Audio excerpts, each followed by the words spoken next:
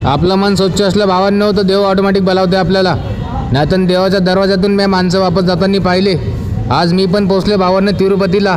190 दिवस झालं मला यात्रा करू पण आज पोचले तिरुपतीला. तिरुपतीचे पायऱ्या होते 3500, पण चढता चढता माझे पाय अजिबात नाही दुखले.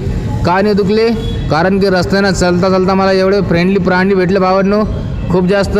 आणि एवढी मोठी गॅलरी मी पहिली बार पाहिली होती. या गॅलरीने प्रभू श्री रामाच्या कार्यामध्ये पण सहयोग केला आहे. रस्त्यानं चलता अजून खूप जनावर दिसले मला. जनावराचं नाव पण माहीत नव्हते, पण जनावर खूप फ्रेंडली होते भावांनो.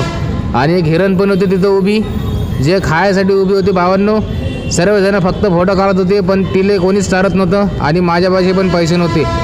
मग आखरी 3000 पायऱ्या कंप्लीट झाला. एक गेट आलं, त्या गेटपासून सर्वजण घोटण्यावर चालले होते. मग घोटण्यावर जायचा मी पण प्रयत्न केला भावांनो. म्हणलं बाकीचे 500 चढतील तर मी 50 तरी चढीन. 15-20 मिनिटानंतर भावांनो पाठीमागं पाहिलं म्या तर सर्व माणसं गायब झाले. मी एकटाच होता तिथं यात्रा करणारा. सर्वजण 50-50 पायऱ्या चढले आणि पैदल निघाले. मी पण 200-250 पायऱ्या चढलं भावांनो. मी पण स्टॉप केलं, कारण की टोंग्यावर चढणं लय हार्ड होतं.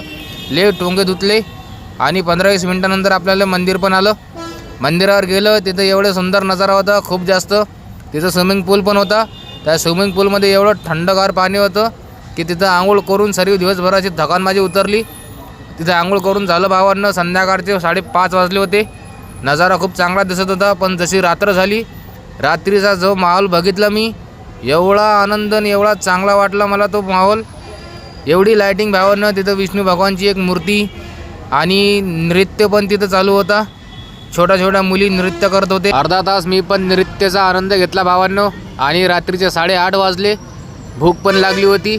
म्हणले इथं जेवणाची व्यवस्था आहे की नाही आहे. एका जणाला तिथं विचारलं, त्यानं अन्नपूर्णाचा रस्ता सांगितला मला. आणि तिथं जाऊन बघितलं भावांनो तर 5 स्टार हॉटेलसारखी तिथं सुविधा जेवण करायची.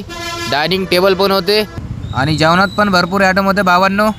जेवण करून एवढं भारी वाटलं आपल्याला, खूप जास्त आनंद झाला भावांनो. या मंदिरात आलो मी तर यात्रा असं वाटले की सफल झाली आहे माझी.